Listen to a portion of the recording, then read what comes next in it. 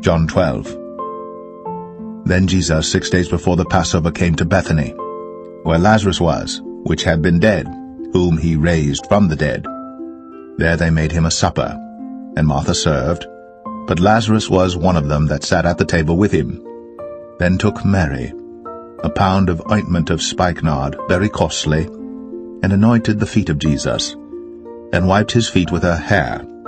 And the house was filled with the odor of the ointment. Then saith one of his disciples, Judas Iscariot, Simon's son, which should betray him, Why was not this ointment sold for 300 pence, and given to the poor? This he said, not that he cared for the poor, but because he was a thief, and had the bag, and bare what was put therein. Then said Jesus, Let her alone. Against the day of my burying hath she kept this. For the poor always ye have with you, but me ye have not always. Much people of the Jews therefore knew that he was there. And they came not for Jesus' sake only, but that they might see Lazarus also, whom he had raised from the dead. But the chief priests consulted that they might put Lazarus also to death, because that by reason of him many of the Jews went away and believed on Jesus. On the next day much people that were come to the feast, when they heard that Jesus was coming to Jerusalem, took branches of palm trees, and went forth to meet him, and cried, Hosanna! Blessed is the King of Israel that cometh in the name of the Lord.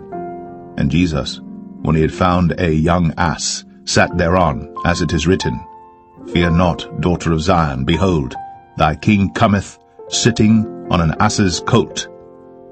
These things understood not his disciples at the first. But when Jesus was glorified, then remembered they that these things were written of him, and that they had done these things unto him.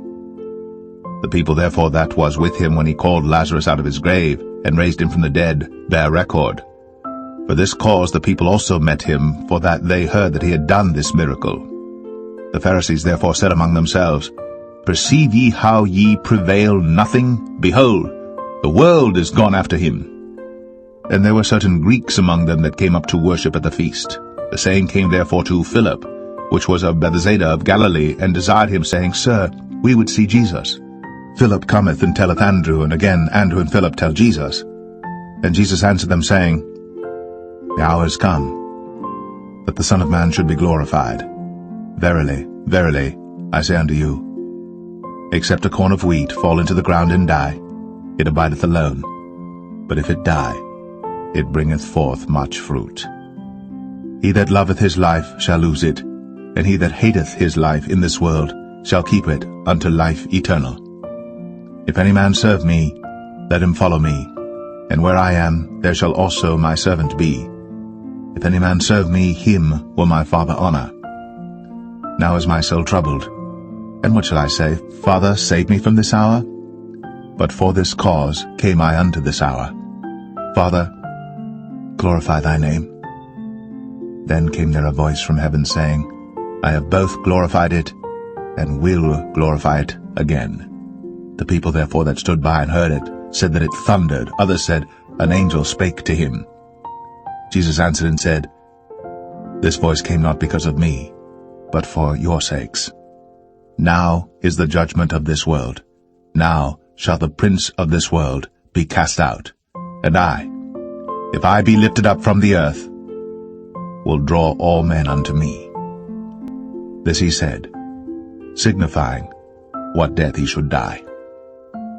The people answered him, We have heard out of the law that Christ abideth for ever. And how sayest thou, the Son of Man must be lifted up? Who is this Son of Man? Then Jesus said unto them, Yet a little while is the light with you. Walk while ye have the light, lest darkness come upon you. For he that walketh in darkness knoweth not whither he goeth. While ye have light, believe in the light, that ye may be the children of light. These things spake Jesus, and departed, and did hide himself from them. But though he had done so many miracles before them, yet they believed not on him, that the sayings of Isaiah the prophet might be fulfilled, which he spake, Lord, who hath believed our report? And to whom hath the arm of the Lord been revealed?